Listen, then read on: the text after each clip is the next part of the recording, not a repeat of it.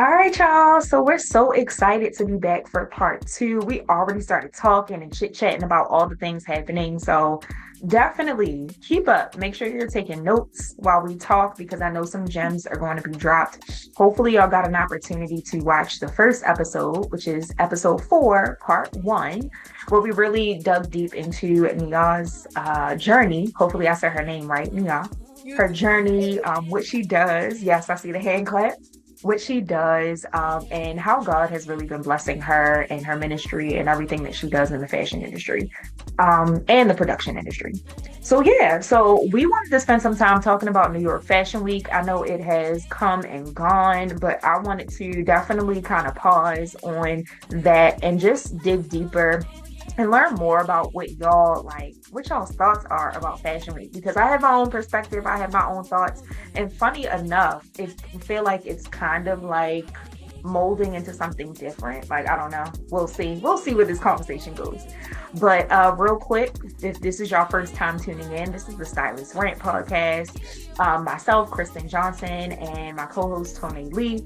We started this podcast to really just talk through the fashion industry, talk about stylists, talk about fashion designers, fashion creatives, what we go through on a daily basis, what we deal with, some of the fun things, some of the good, the bad, and the ugly, and also give you a peek inside other creatives that we're related to, we're connected to, and that we love and appreciate, and their stories and their journeys and all the things that they've endured throughout their experiences. So happy to be back.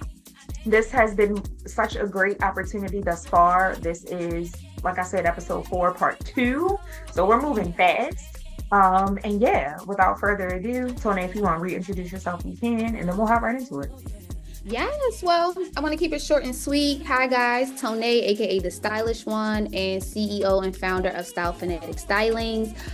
Today is hectic, y'all. We were talking about internships, and I believe episode 2, and today was actually the internship and career fair. Shout out to Morgan State on my shirt. So I was able to volunteer with that today. So it's a good day. It's a busy day, but a great day. So thank you guys for tuning in. Yes, and the sun is shining.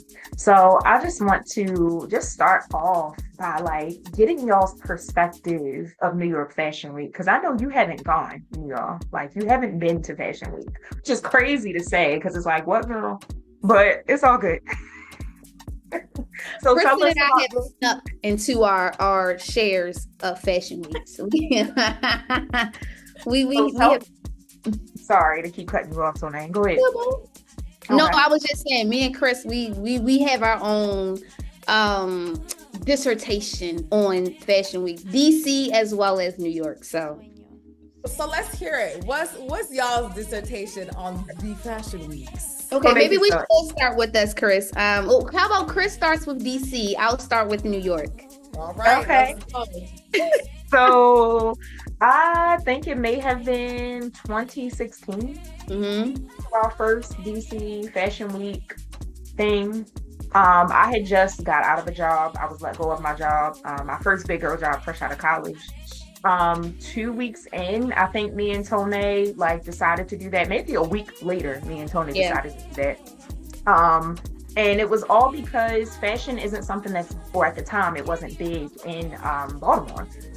Trunk Club, where I was working, was in DC. So everything fashion related that we were going to, we literally were traveling to DC. So it's about an hour away from Baltimore, for those of you who aren't familiar.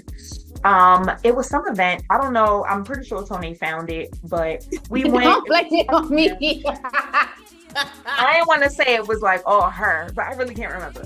But we went to some lounge. We got interviewed. It was supposed to be a fashion show, but it was basically a party. The fashion show was very random. It had randomly started without even introducing what was even going on. It was loud in there. It was dark. It was very hard to network.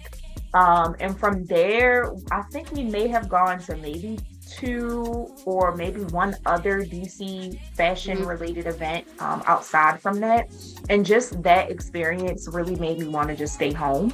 But I will say it wasn't all bad, because that experience also encouraged us to start Black Women Who Style. In 2018, that is a digital platform and community for stylists of color. where we just provide resources, tools, opportunities, and all the things. Although Black Women Who Style is kind of on hold right now, that's pretty much how it all started. Because we were traveling outside of Baltimore to do fashion stuff, we didn't understand why we couldn't just stay home and do fashion stuff, because that's what we did, that's what we loved, and that was a part of us. So although it wasn't the best experience, it led us to do something great. And honestly, I have not been to DC Fashion Week since, I want to say, maybe 2017, 2018. And even then, it still was on the same level. Nothing had changed. It was still unorganized and just all over the place, which is odd. So yeah, that was my experience. And we've also, dabbled into New York Fashion Week a couple of times as well, too, which was obviously better, but still not what I had expected. So you could definitely speak on that, Tony, if you like. Yes. Or piggyback. Yeah, literally both. So just to even piggyback off of Kristen's experience, I think it kind of crushed us a little bit because we were so excited. I think we were actually invited to that event. That's what it was. Someone reached out, and so I'm saying someone because that's literally, I don't know at this point. Like, this is when me and Chris were really just putting ourselves out there, like blogging and just putting ourselves out there as stylists. So, I'm pretty sure someone sent us the Eventbrite link and was like, oh, please come, because we didn't pay or anything to get there. So that's why I'm thinking, like, I feel like someone invited us to come. So we're like, absolutely. Me and Chris are dressed to the nine. Like, we're like, oh, this is Fashion Week. Like, girl, we get there. We are the only ones dressed. We're like, okay, what's going on? Is this a party or is this the club? Me and Kristen are literally like speaking to each other, and next thing we know, like models just started walking down the runway. So we looked at each other like, is this a practice? And they're like, no, this is the show. So we were just like, okay. That was, I think, like Kristen said, our first experience. And like they say, you only get one time to make a first impression, and DC did nothing for us. And again, 2 years later, through many talks and many conversations, Chris and I definitely came up with the idea of Black Women Who Style, and we were able to actually create some of our own opportunities with other stylists that we, collaborate with, work with, or just overall know. So we were able to take trips to New York with Black Women Who Style. We were able to do collabs. We were even part of another organization of stylists. So me and Chris definitely are trying to promote the styling aspect, because I don't think people really understand how truly important stylists are to this industry. But also, I think if you check on my YouTube channel, Chris, I think our 2017 venture to New York may still be up there. New York Fashion Week, I think 2017 or 2018. I think it's still on my YouTube channel. So if I find that, I will definitely try to link that so you guys can go back and watch. But I think me and Chris, our fashion week, obviously we haven't been to like the Mercedes-Benz tent or anything like that. But we definitely love to find new designers, up and coming designers and things like that. So those are the shows we like to go to, because those are probably the people we'll be able to pull from anyway. You get what I'm saying? Not saying we can't pull from, those big names, but just trying to network across. You get what I'm saying? Just made it a little easier. But I would give DC Fashion Week probably a 3 out of 10. And I'm only giving them a 3 because those are my people and I love my city. But we have to do better. And like Chris said, I don't think I've seen any improvement with DC Fashion Week. So if you are watching this and are involved in DC Fashion Week, please invite us so that we can see differently, and we can come back with a different story. And then on a scale from 1 to 10, I would personally give New York Fashion Week a 7 from my experience, but I think Chris feels a little different. One, because she hates walking in New York. So that already, I think, takes away some points. She can't stand when we go to New York and we have to walk. Like, she cannot stand it. So I know that takes away at least like 2 points right there. But Chris, let us know your thoughts on what you would rate New York Fashion Week. I mean, back then, I would probably give it a 7 as well. I know Tony said that we appreciate up and coming designers, and don't get me wrong, I do. But I was one of the ones, I wanted to be in the bigger rooms. I wanted to be in the rooms with the bigger brands that everybody knew, because to me, that's what I considered New York Fashion Week to be. From what I saw on social media, what I saw on other people's platforms, that's where I wanted to be. So when I go there and I'm seeing designers that no one has ever heard of, I'm like, okay, this is cool, but like, where are the other people at? Like, where are the people at that I know, that I've heard of? And again, no offense to any of those up and coming designers. And that was also my perspective in 2018, 2019. So that was my perspective from a while ago. Now, as I mentioned in the beginning of the podcast episode, like, my perspective is starting to shift a little bit now that we're seeing a lot more of the style influencers. They're sharing their journeys and their experiences on YouTube. And it's funny because I'm like, okay, well, why do y'all even care about these style influencers? Like, y'all should care about stylists, like, bump the style influencers. But now that I've been following their journey and like understanding how they work, I'm like, okay, well, I can still come from that same perspective. And I appreciate and love all the style influencers, the Janae Naylors, the Brown Girl Cheese, it's Carolyn Graves. Like, those are my girls that I follow, and I love them, and I love watching their journey as they grow. And all of them were at New York Fashion Week. I was able to see all of their vlogs and just behind the scenes. And it was really cool. A lot of them, that was their first or only their second time attending New York Fashion Week. So that was interesting to see as well. And just to know, like, yeah, they're in the rooms. Yeah, they may be sitting front row or whatever. But I know for them, their goals were different from my goals. Like, back then, of course, I just wanted to be seen on the front row. That was really all that I cared about. And that was what we did. But now my perspective has changed. It's like, okay, I want to go to these shows so I can connect with these brands, so I can know like who it is that is in charge of all of these things and everything that's happening. Even just wanting to work with me as a stylist, like, invite me to your showroom. Let me get some content trying some clothes on. Let me get some content pulling pieces for a client. Let me like do what I love to do and help it to benefit you at the same time, if that makes sense. So like I said, back then I wasn't thinking that way, and Toné may have been. I know I wasn't. My perspective and my view was a little screwed up from social media, I'm not gonna lie. So I was expecting so much more. And I was a little upset when we weren't invited to those bigger shows and weren't, all doing all the things that I thought we were supposed to be doing. But we were also a lot younger. And Toné talked about this before, like, now we have a lot more skin in the game than we did back then.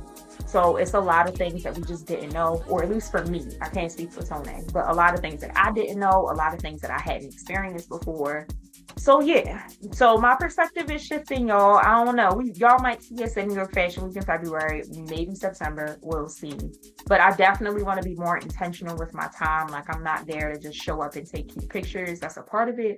But I really want to connect with people and build intentional relationships, so that way people can call me if they need a stylist to get some content, some paid sponsorships, like all the things. So yeah, that's me in a nutshell. Anything you got to add on that?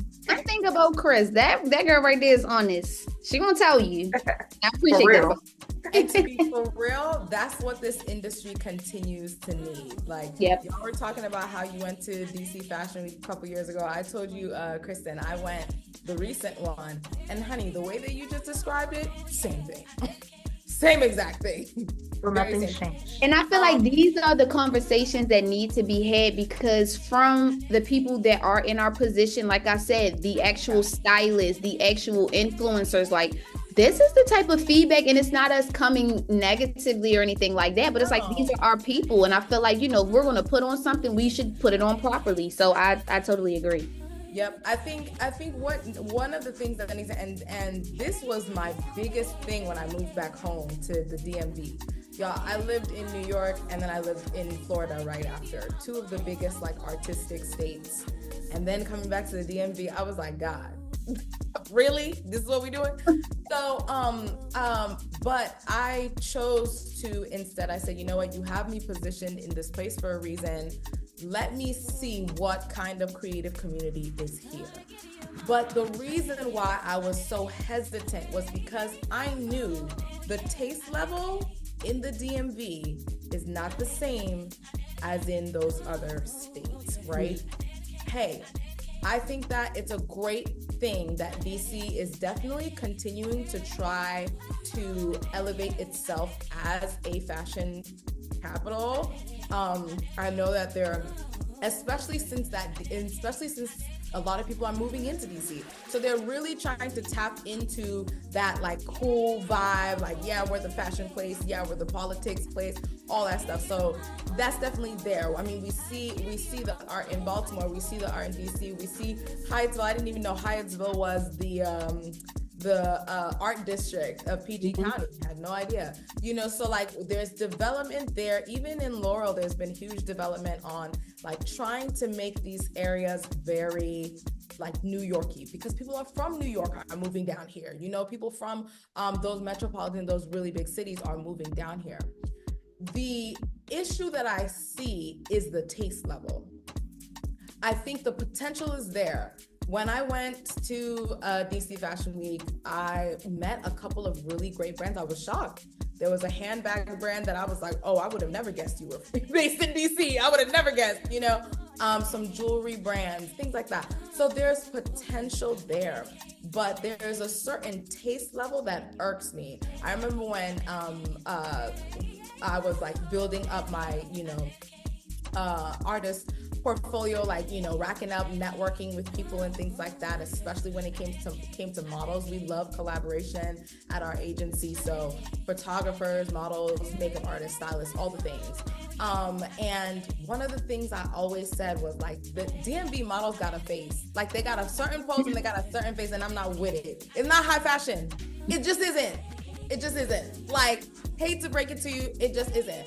So you see that there is a certain type of style, just like you were saying, Kristen, like, you went to the networking party, it ended up being a party. Those are things I've heard before, like that's this DC vibe and whatever. But I feel like one of the things that they need to focus on is this. Hey, are your designers, are they getting money? Like, is this a good investment for them? Did this end up being a good marketing, or is this just, we're just doing this to feel good, have a feel good time? Because sometimes that's what I think a lot of these events are, is we come in, snap a picture, we have a good time, and we're out, right? So that would be interesting to see. Like I said, that was my first time. So as a viewer, I was also confused, because even the runway, like, a lot of things were confusing. But I think what's happening too, as more people are moving into DC, you're getting to see a little bit of creative diversity, and hopefully the taste level will also elevate. Because at the end of the day, let's get something straight. I don't think Fashion Week will ever be organized. I don't think it will ever be 100, because it's ruled by a bunch of creatives, y'all. We're late everywhere, like we're multitasking. Like, I think, because of just the nature of creatives, it's never gonna be, we start at 8. Like, there's jokes about fashion shows all the time. You finna wait probably 2 hours. That's just, that's just the culture of the industry. But can we do better? 100%. 100%. And I think what that means, like, to your point of sharing, those like not big brands, right? First impressions being everything. Just because you're creative does not mean that, we should succumb to waiting for you to start your show 2 hours. No. You're still a small brand. You still need our first impression. So if that means that you need to add people onto your team, hey, if that's a weakness for you, I 100% get it. A lot of creators that, like, for example, clients that I work with that have that, like, that side of the brain, that's not their strong suit, but they can design all day long.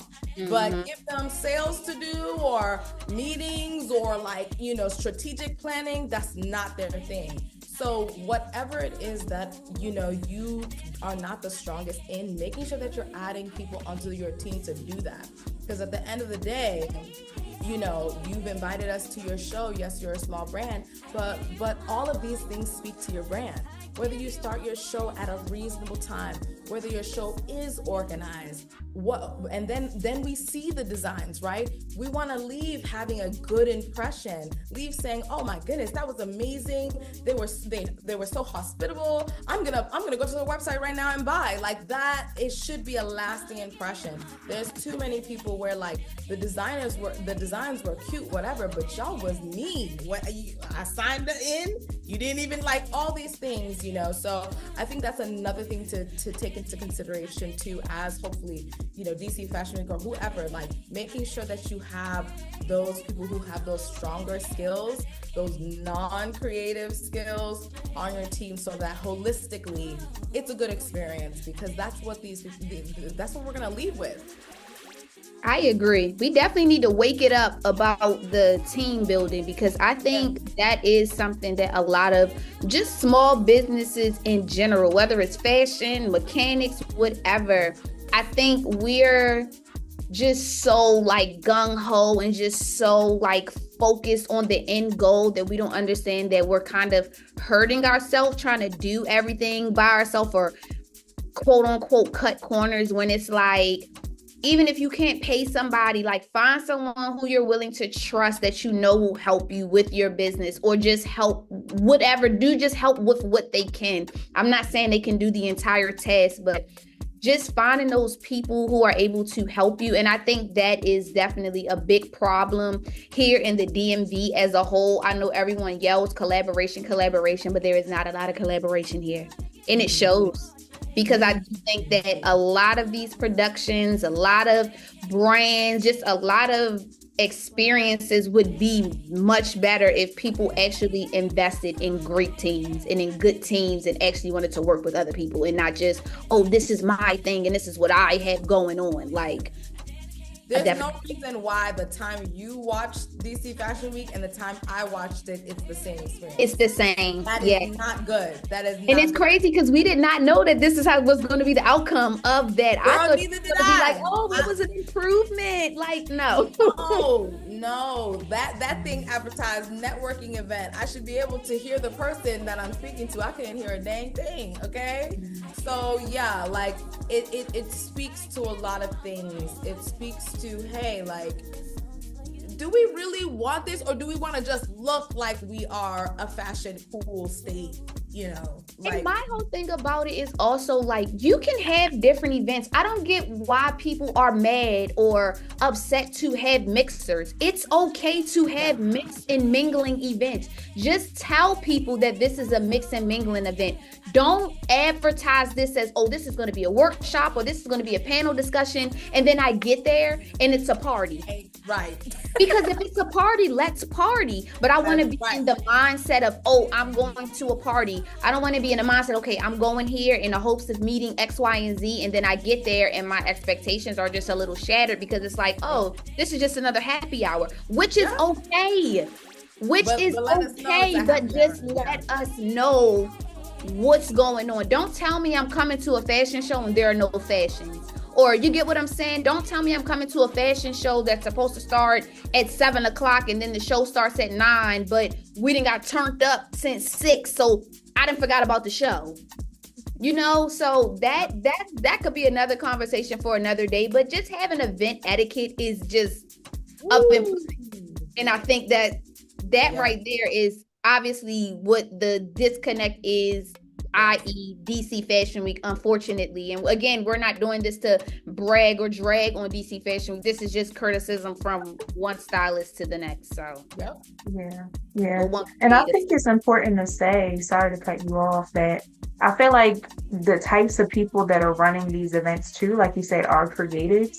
But it's a completely different generation now. Like, it's a little bit of us, but then it's a little bit of people who are younger than us. And then they mix it in with the people that's been doing it. And everybody wants to be in charge. And like you said, I think people's priorities are just all confused and mixed up. Because, I mean, I agree. Something could have changed. Like, from 2016 to 2024, you're telling me nothing has changed from this experience of DC Fashion Week. And I really can't speak for New York Fashion Week. I have not gone since, I think, 2018. So I don't know if anything has changed, but I'm sure more brands have popped up, more fashion designers have popped up, more creative spaces. I know a lot from what I saw on YouTube, there weren't not every show was a fashion show, which I think is important to say that we were just talking about. And I think it's cool to have just like a space where people can try stuff like interactive things, like try this on live podcast recordings, like just being in that space with other fashion creatives, I think is important, but just being intentional about what that space is for.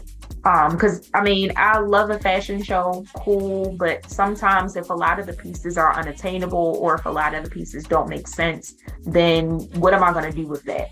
I think too, a lot of what also kind of screwed me up was knowing that a lot of the bigger brands that I wanted to be in the room for, I couldn't afford that. So like me going and being in the show, I'm literally just going to say that I was there. Like that was me. That was my perspective back then. And thinking back on it, I'm like, why do I even want to be in a room, in a space where I can't even afford the clothes? Does that even make sense? No. So it's just a matter of making stuff make sense for everybody and being attainable for everybody. Like, I don't know. But quick question before we, kind of close out the conversation. Can y'all see yourselves giving DC Fashion Week another try or New York Fashion Week another try? Or the first try? Go ahead, boo. Go ahead. Okay, yeah. Go ahead. Definitely New York Fashion Week. It would be a goal to definitely go next year. That would be amazing. Or sometime. I think that for some reason it's been on my radar. Not for some reason. I mean, we're being intentional about the type of clients that we want to work with, and one of those are fashion brands. And also with our sister company, Things Hope For, just kind of having an eye in the fashion industry and telling it from our side and our perspective. I think one of the things that we talked about like before too, just tapping into, it being an investment, especially even with like whether you're an influencer or whether you're just, press, or whether you're just a blogger, whatever it is that you are. Knowing that it's an investment, and at the end of the day, it should be a strategy. Please do not go to Fashion Week thinking you're just gonna go take some cute pictures and that's that. Even that should be a strategy. And Janae Naylor will let you know it's all strategic. But yeah, I'm definitely gonna do New York Fashion Week. For DC Fashion Week, probably not, because unless there's gonna be something big that changes, because I even saw their pictures, it's been in the same venue for the runway. But I did appreciate the networking event to at least see what kind of brands are in the DC area, because I love shopping local, and supporting local businesses. So I think that part was free. So, I agree. I think New York Fashion Week, like, me, Chris, like it's not even about what I can afford, because I can remake anything that I see. So I'm never worried about that. But I just feel like just being around other creative, like true creatives, is the only reason. Like, I miss the old New York Fashion Week where it's like, okay, it's okay if you didn't make a show because Alexander Wang is gonna have a after show, or Shea Pirelli or whatever. Marc Jacobs is having something after the show, and I couldn't see the clothes, but now the clothes are in front of me. I could actually probably meet Marc Jacobs himself. Just things like that. I miss the actual interactions that Fashion Week used to give. Like, you used to get feels from Fashion Week. Like, people would literally travel to New York. It's not even about the shows, it's about the week, because they know that just me being in this area is an automatic networking. Like, I'm just so mad I wasn't this age in like 2010. You get what I'm saying? Because like that was the time. Like, me and Chris, we met Claire Somers. We read her book. In her book, she said she used to sneak in fashion shows. All she had was a camera and a clipboard, and they thought she was somebody. You get what I'm saying? So just to know, like, times have definitely changed. Like, I think a lot of things are super social media driven and things like that. But for true creatives like ourselves, I do think that there is still hope for Fashion Week, especially New York Fashion Week. Yes. But DC Fashion Week, like, you guys would literally have to bring out like Nyfw, like, and she would have to physically give me a hug or something. Like, I don't know. Like, y'all would have to give me some sort of incentive to come back. She has her own shows. That's what I'm saying. Like, you guys would have to literally incorporate someone who really is giving super fashion feels for me to come back, or really just give me a fresh lineup of people. I'm talking about fresh designers, fresh creative directors, fresh stylists. Like, give me something fresh, because Baltimore's trying to do it. Baltimore's creeping up when it comes to that fashion scene. You get what I'm saying? And DC and Baltimore go back and forth, but I mean, Baltimore's doing what they have to do. And I'm not saying that because I live out here, but I'm seeing it with my own eyes. Like, Baltimore is definitely trying to create some sort of fashion scene, whether it's strictly streetwear or anything. I do feel like Baltimore is trying to put their foot out there. So if DC could just kind of refresh things, of course I'm down to support the locals, but it definitely has to make a 180 change, honestly. For real. And I mean, I agree with both of you all. I think we definitely should plan a trip to New York Fashion Week 2025. We can talk about it. But I think that would be a good start to just trying again and giving them another try, at least for us, me and Toné. I know you still haven't been, but I think having people with you that have been and kind of like know a little bit about New York Fashion Week could be helpful. So, and we would need to stay more than a day. I can't do the day trips. I'm sorry. Like, I be needing to go to the bathroom.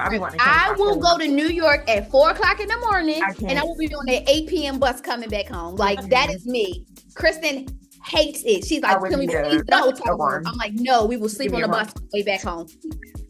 Please give me a room. But the room could be sponsored, so all the things to make it work and be intentional. Listen, so I'm with it. If anybody wants to invite us to New York Fashion Week 2025, please reach out. We're available. We will make ourselves available all winter. Very much We're here for it. But this was such a great conversation. I think going off of what we talked about, the next episode can be about social media and how it has changed the fashion scene and just the styling scene. Guys, we have to bring Nyorh back. Yes, I love how you said her name. She'll be our special co-host. Yes. All right. No, I love that. We're a good group. We are a good group. Definitely. But any last words? We got 2 minutes left. Any last words? Any last thoughts? Okay, I do have a question. If you guys did watch this past New York Fashion Week, what was one of your favorite collections to come down the runway? Ooh, I didn't watch. So we are. Okay, so you have homework, Kristen. I did. I liked Balenciaga, and I think it was because I was not expecting Balenciaga to look like that. It was very outlandish, and I loved that for them. So I actually wanted to watch that because I saw pictures. I want to watch the videos, but I thought it was just really nice. Did something just outlandish, but not like question mark. But it was dangerous enough. I liked it. What about you, Chris? Oh, you didn't watch it. Okay, so now you need to watch and you need to come back with an answer. Mine is going to be Schiaparelli. That Daniel Rose, baby, he has my heart. I promise y'all. When they say when you get rich, there will be signs. My whole wardrobe will be Schiaparelli. Okay, I'm talking about from my button-ups to my sweats to my shoes. I'm talking about this man.